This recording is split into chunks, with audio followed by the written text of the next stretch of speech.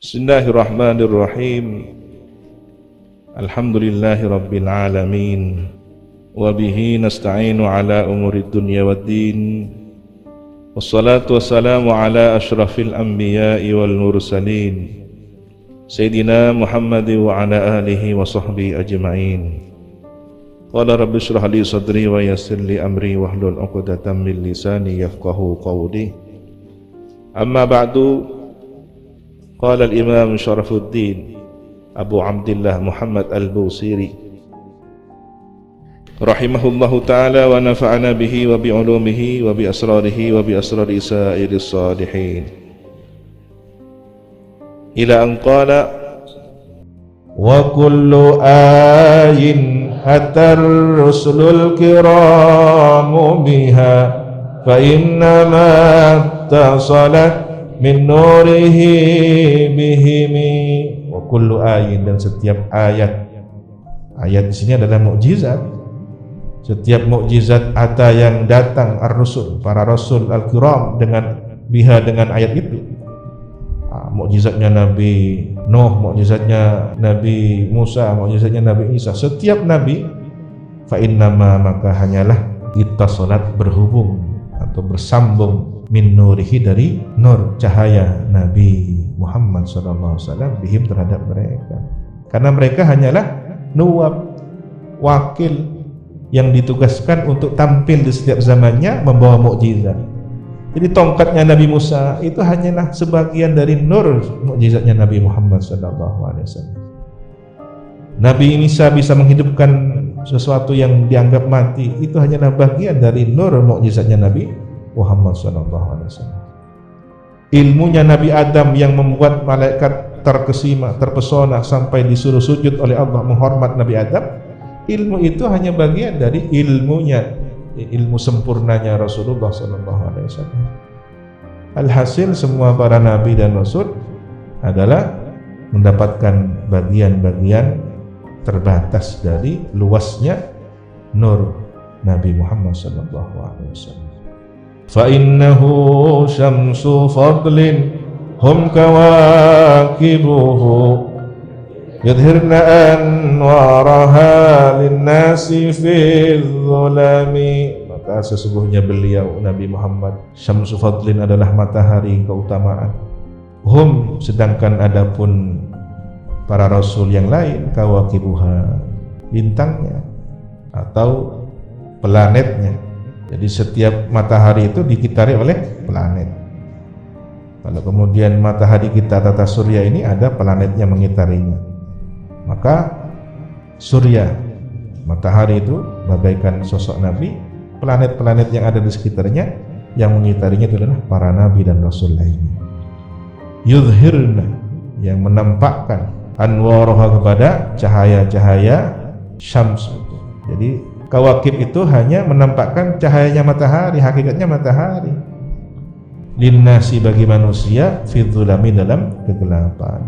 Akrim bi khalqi nabiyyin zanahu khuluqun bil husni mushtamilin bil bishri muttasimi.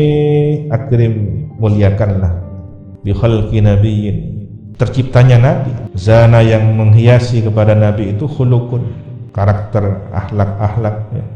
Bil husni, dengan kebaikan, mustamil, yang berhias, bil bishri, dengan talaqatul wajhi, keceriaan wajah, muttasimi, bersifat, Nabi bersifat ceria wajahnya, riang, terlihat ceria, riang, gembira, ya. Jadi muliakanlah sosok Nabi yang beliau akhlaknya berhiaskan akhlak yang indah. Wajah beliau terliputi keceriaan, kegembiraan. Kazzahri fi tarafin wal badri fi syarafin wal bahri fi karamin wad dahri fi himami. Seperti bunga, fi tarafin, dalam keindahannya, keelokannya, wal badri, seperti bulan purnama, fi syarafin, dalam kemuliaannya, wal bahri, seperti lautan, fi karamin, dalam kedermawanannya, wadahri seperti waktu, fi himami dalam semangat tekadnya. Ka'annahu wa huwa fardun min jalalatihi fi askarin hina talqahu wa fi hashami. Ka'annahu seolah atau seakan beliau Nabi, wa huwa sedangkan Nabi fardun sendiri, tak ada satupun yang menandinginya, sendirian, min jalalatihi dari kewibawaannya, fi askarin di dalam pasukannya. Jadi Nabi ketika tampil dalam pasukan, Nabi tampil sendiri dengan kewibawaannya. Hina talqahu, tatkala bertemu dengannya, menunjukkan Nabi seorang panglima yang tampil sendiri dengan kegagahannya di antara para pasukan. Wa fi hasyami, dan begitu pula di antara pengikutnya ketika bersama para sahabat yang berkhidmah, yang melayani Nabi, mengaji kepada Nabi, membersamai Nabi, nyarengi kanjeng Nabi. Di beliau tetap tampil wibawa. Ka'annama lu'lu'ul maknunu fi sadafin mantikin minhu wa mubtasami. Seakan mutiara yang tersimpan di dalam kerang min ma'dinai, dari dua asal, dua sumber, dua asal, mantikin ucapan, minhu dari Nabi itu, wa mubtasam dan senyuman. Jadi ucapannya bagaikan mutiara yang berada di antara kerang, ucapan yang keluar itu bagaikan mutiara. Bahkan ketika tersenyum pun Nabi terlihat ada mutiara yang berkilauan, saking indahnya senyuman Nabi.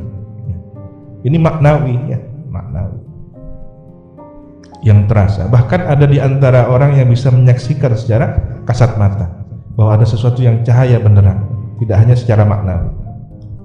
Latiba ya'dilu turban dhammahu jasadan tubalimun tashikim minhu wa multathimi.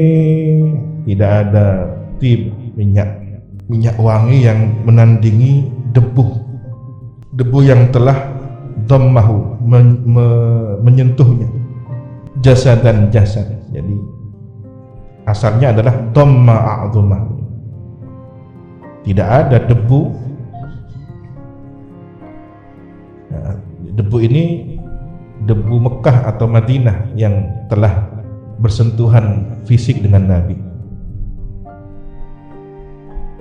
Boleh jadi yang dimaksud adalah makbarahnya Nabi, di mana jasad beliau terakhir dimakamkan di sana.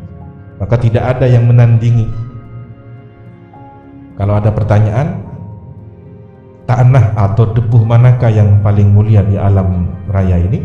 Maka jawabannya debu yang telah dhamma, menyentuh, mendekap Nabi, kuburan beliau. Tapi ada yang memperluas, debu manapun yang telah pernah dipijak Nabi. Dulu itu seluruh Mekah, Madinah yang pernah di situ ada napak tilas Nabi, disitulah debu yang mulia. Tuba, beruntunglah, limun tashikin, bagi orang yang mencium aromanya, minhu, dari turba itu, wa multathimi, dan mencium. Jadi ada yang cium hanya aromanya, ada yang cium dengan dicium, disentuhkan hidung ke debu itu. Dan di Madinah ada turbah Nabawi, di situ ada tanah yang pernah didoakan Nabi, tanah syifa, tanah obat. Sehingga kalau dijadikan obat, debunya itu bisa menyembuhkan segala penyakit. Semoga kita dianugerahi mencium aroma debu yang telah bersentuhan mendekap jasad Nabi, Mekah dan Madinah. Subhanakallahumma wa bihamdika asyhadu an la ilaha illa anta astaghfiruka wa atubu ilaik. Wa sallallahu ala sayyidina Muhammadin wa ala alihi wa sahbihi wa sallam. Alhamdulillahi rabbil alamin.